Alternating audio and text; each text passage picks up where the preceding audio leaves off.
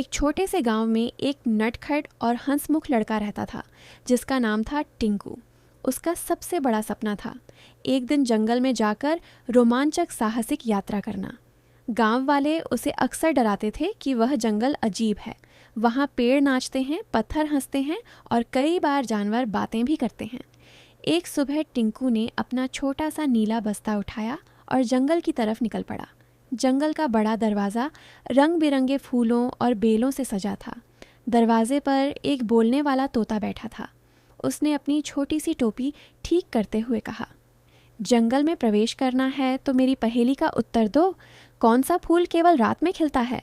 टिंकू मुस्कुराकर बोला, रात रानी। बस उत्तर सुनते ही तोता खुशी से हवा में घूम गया और दरवाज़ा जादू की तरह खुद ब खुद खुल गया। भीतर से हल्की सी चमकीली हवा आई, जैसे जंगल स्वयं टिंकू का स्वागत कर रहा हो।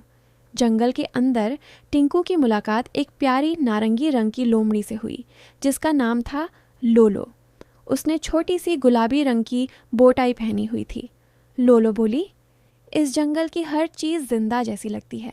यहाँ पेड़ गीत गाते हैं, पत्थर मजाक करते हैं और अच्छे दोस्त हमेशा मदद करते हैं।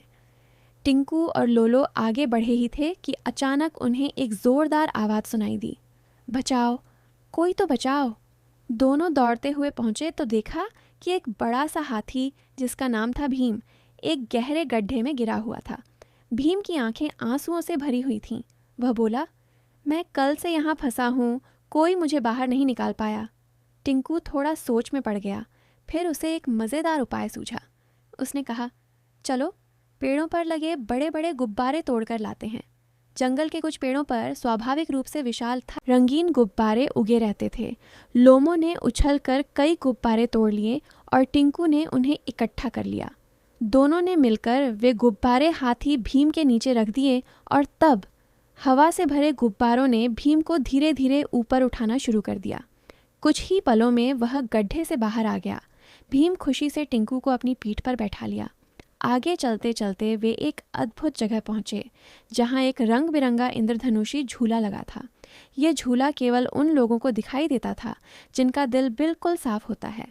टिंकू, लोमो और भीम जब उस झूले पर बैठे तो झूला आसमान में घूम गया और ऊपर से पूरा जंगल दिखाई देने लगा।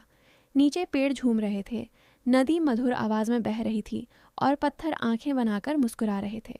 टिंकू के साहस और नेकी को देखकर भीम ने पूरे जंगल में एक जश्न का आयोजन किया।